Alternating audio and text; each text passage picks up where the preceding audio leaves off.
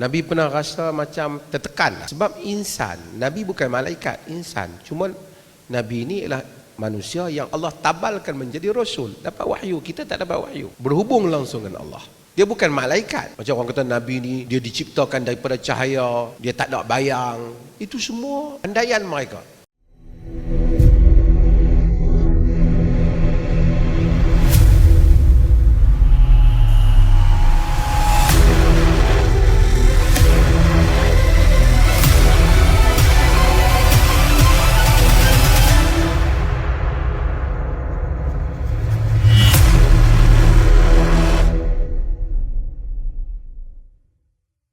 Dalam kehidupan kita ini, tidak kira pelajar, ibu bapa, guru-guru, sama ada di tempat kerja dan lain-lain, pasti akan ada kita katakan kita menghadapi masalah di dunia ini. Sama ada masalah kewangan ke, masalah dengan kawan, assignment dan lain-lain, pelbagai masalah kita hadapi.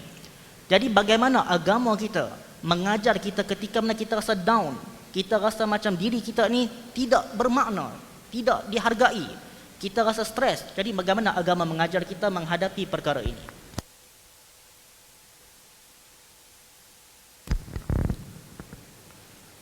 Saya nak tanya soalan. Dengar. Nabi pernah rasa sedih tak? Nabi pernah rasa macam tertekan tak? Pernah. Sebab insan, Nabi bukan malaikat, insan. Cuma Nabi ni ialah manusia yang Allah tabalkan menjadi rasul, dapat wahyu. Kita tak dapat wahyu, berhubung langsung dengan Allah.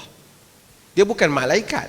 Macam orang kata Nabi ni dia diciptakan daripada cahaya, dia tak ada bayang. Itu semua andaian mereka. Quran kata qul innama ana basyarun mislukum, katakanlah aku ini manusia sama seperti kamu. Nabi sedih tak? Sedih. Fala'allaka bakhi'un nafsaka ala atharihin in lam yu'minu bihadzal hadithi asafa. Boleh jadi kau tertekan, terdesak dirimu. Bakhi'un ni lagi berat pada tu. Masa rasa macam nak musnah diri, disebabkan mereka tak mau beriman. Nabi ni terlalu harap mereka beriman.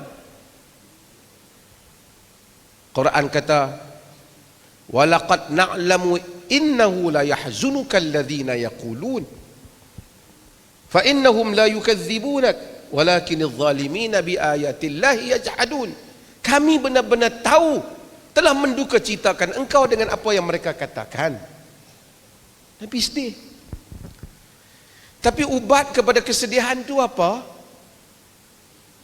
Kenapa manusia sedih? Bila manusia rasa tak ada siapa yang boleh diharapkan. Betul tak? Tak ada tempat bergantung dia.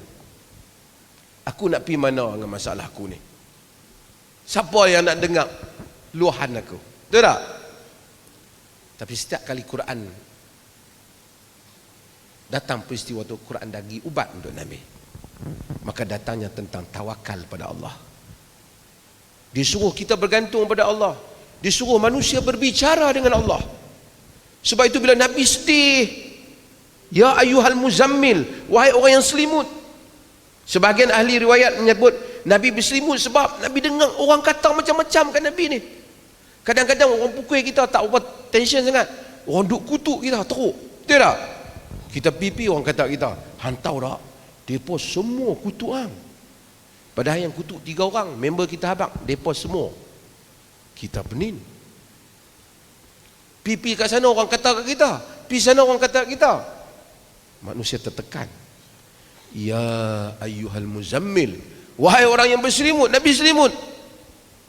Qumil laila illa qalila, bangun malam melainkan sedikit. Allah ajak Nabi supaya bangun malam, tahajud, salat, doa. Ini adalah ubat.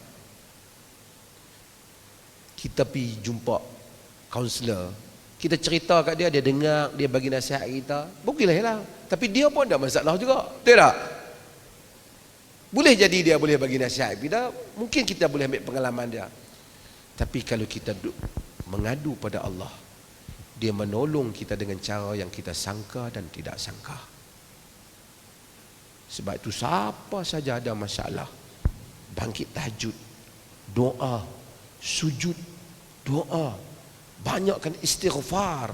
Astaghfirullah, astaghfirullah, minta ampun. Kita akan tengok Allah keluarkan kita dari masalah kita. Kadang-kadang masalah tu kecil, dia campak ke dalam diri kita, dia jadi begitu besar. Kita rasa besar, orang lain tak rasa besar pun. Tapi bila kita doa pada Allah, Allah rahmati kita, kita nampak masalah tu kecil. Dan kita tahu penyelesaiannya, dan kita percaya Allah akan menyelesaikan untuk kita. Berapa banyak masalah yang kita hadapi sebelum ni, rasa macam sangkut, sekarang telah pun kita keluar, dan saudara-saudara sekalian dah pun berada di UiTM ini. Main UiTM ada masalah juga, Allah macam mana ni? 5 tahun lagi masalah tu hanya tinggal kenangan. Betul tak? Sebab itu sentiasa doa, sujud, istighfar, minta pada Allah. Nak cerita masalah pada orang, orang boleh dengar. Ada orang datang jumpa saya jauh daripada Johor, daripada Sarawak. Saya kata, ada masalah apa? Nak cerita masalah saya.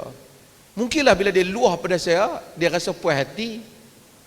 Tapi saya bagi tahu dia, saya boleh mendengar. Tapi bila keluar daripada bilik ni, saya dah tak boleh mendengar masalah dia. Tapi kalau mengadu pada Allah, dia bukan saja boleh maha mendengar, dia memerhatikan, dan dia boleh menyelesaikan dengan cara yang kita sangka dan kita tidak sangka.